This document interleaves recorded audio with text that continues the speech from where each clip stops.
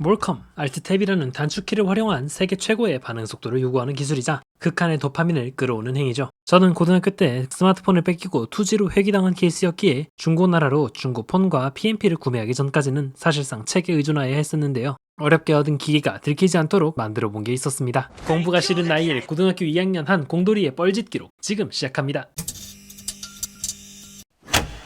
때는 수능의 두려움이 점점 다가오는 9월 모의평가가 지난 가을쯤. 당시에도 하라는 공부는 뱅개치고 신선한 뻘짓들과 과학 동아리를 빙자한 위험한 실험들을 자행하고 있었고, 다양한 신기술들에 심취해 있을 무렵 이것저것 전자 쇼핑몰을 뒤지다가 인체감지 센서라는 친구를 만나게 됩니다. 이름은 거창하지만 그냥 단순한 적외선 센서로 저희가 현관에서 자주 보던 전등에 달린 이 조그마한 녀석의 모듈화된 버전인데, 당시에 몰컴과 몰폰을 일삼았던 저에게 기가 막힌 아이디어가 떠오르게 되죠.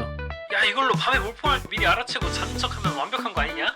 와씨, 미쳤다. 공중제비를 2바퀴를 조진 후 바로 얼마 되지도 않는 용돈을 아껴가며 해당 모듈을 몰래 구입하고 잘 숨겨둔 후 상품 설명부터 읽어보게 되죠.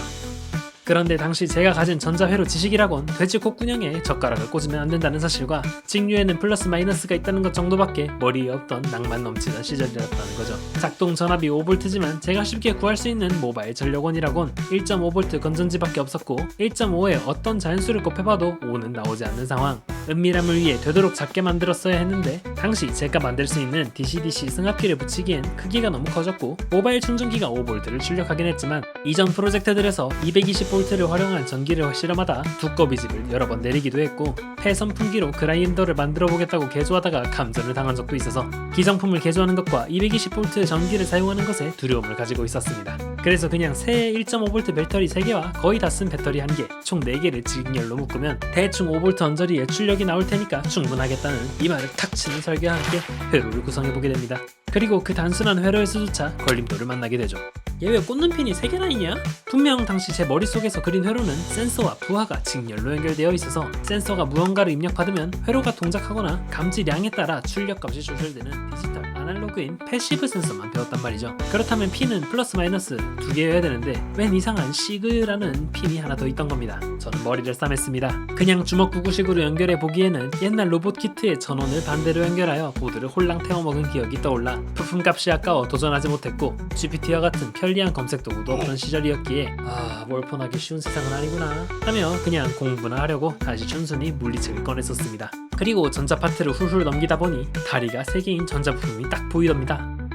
최초의 소자인 진공관을 지나쳐 일하더라. PN 어쩌고 하는 반도체를 접합해서 전자가 이리로 저리로 튄다더라 하면서 증폭기와 스위칭 역할을 한다고 어디선가 배웠단 말이죠. 잠시만요, 스위칭? 뭔가 단서가 될 것 같았다 이겁니다. 당장 책을 내팽개쳐버리고 옛날에 뭣도 모르고 주섬주섬 모아왔던 부품통을 뒤져보게 되죠. 어디선가 받은 구멍이 잔뜩 뚫려있는 흰색 판때기, 고장난 가전제품에서 뜯어둔 다리 3개 달린 무언가와 전선 조금, 중딩 때 DC-DC 승합회로 만든다고 용산 가서 사온 조그마한 LED 몇 개, 그리고 찬장에서 꺼내온 배터리와 전기 테이프까지. 잡다한 스크랩들을 모아다가 인터넷을 뒤지며 가장 간단한 트랜지스터 회로를 직접 만들어보고는 무릎을 탁 치게 됩니다. 야, 이게 스위칭이라는 거구나.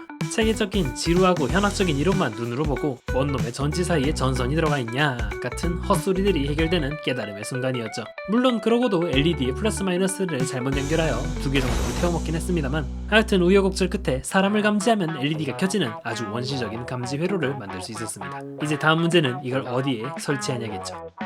당시에 살던 집의 평면도를 한번 보면서 이야기해보자고요. 방으로 침입해 들어오는 루트는 크게 2가지. 정석적인 문을 통한 방법과 베란다를 통한 방법이 있는데, 이 중 베란다는 밖으로 나와야 하기도 하고 현실적으로 벽과 천장, 바닥은 고려 대상이 아니니 이를 배제하고 보면 남은 경로는 거실을 통해 코너를 돌아 제 방문으로 들어오는 방법밖에 남지 않게 됩니다.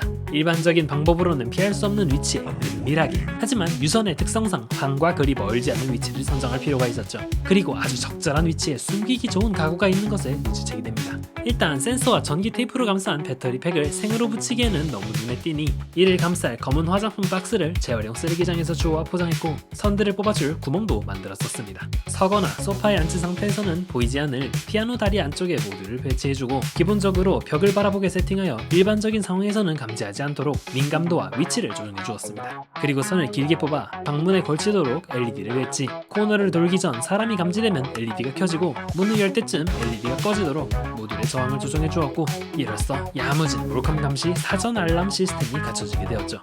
가동하고서부터 자러 들어가기 전에 센서를 확인하여 불이 들어오는 것을 확인한 후 침대로 향했고, 일어나면 LED만 제거해두는 방식으로 제 즐거운 한밤중 몰폰 생활은 이어졌습니다. 그리고 그날이 다가오게 되죠.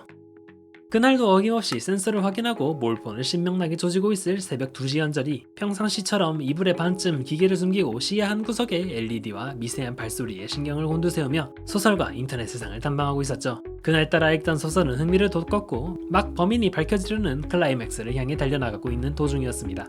그리고 그때 갑작스럽게 문이 열리게 되죠. LED는 켜지지 않은 채로요. 나와.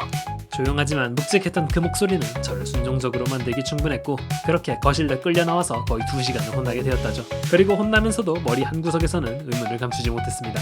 덜 혼났는지 방에 들어갈 때 센서를 확인해봤었는데 너무나 잘 종작했었단 말이죠.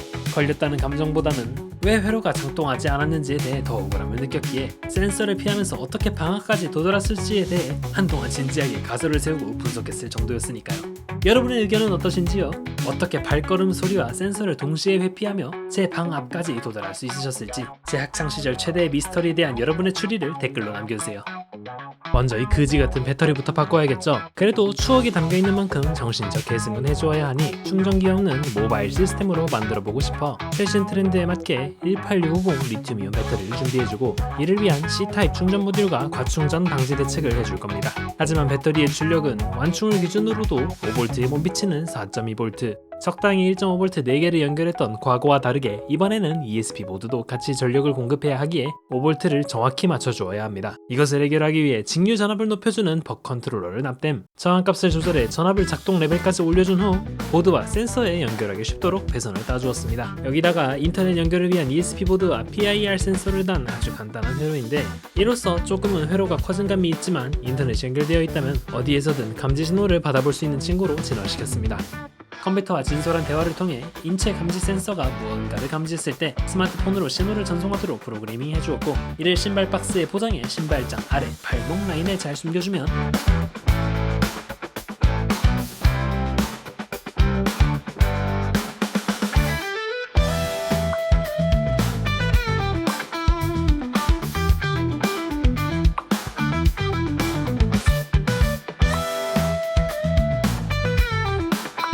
야무지죠? 오늘은 제 학창시절 몰컴을 위해 만들어낸 감지기와 2025년 개선 버전을 한번 만들어 보았습니다. 돌이켜보면 관련 기술을 응용한 로봇도 만들어보고 프로그래밍도 어느 정도 할 줄 알았지만 이것들을 연결하여 문제를 해결하는 데까지는 도달하지 못한 흔적들이었고요. 제 DIY 인생을 되돌아보는 시간이 된 것 같습니다. 원래라면 지난 영상에서 예고드린 것처럼 기가체드 홈비서 제작을 시작했겠지만, 이번 추석 연휴 본가에 갔을 때 집에 방치되어 있던 컴퓨터를 고쳤었는데 제 공돌이 추억이 담긴 물건들을 여러 발견해 기억이 생생한 지금 이걸 다루지 않을 수 없겠더군요. 다음 영상은 진짜로 홈비서로 찾아오겠습니다. 제 지금껏 해온 가전제품 IoT 개조 영상들의 총집편이자 삼성의 스마트 싱스와 LG의 싱큐를 위협할 디지털 와이프 프로젝트의 첫걸음이 되어줄 테니 기대해 주십시오. 실리였습니다.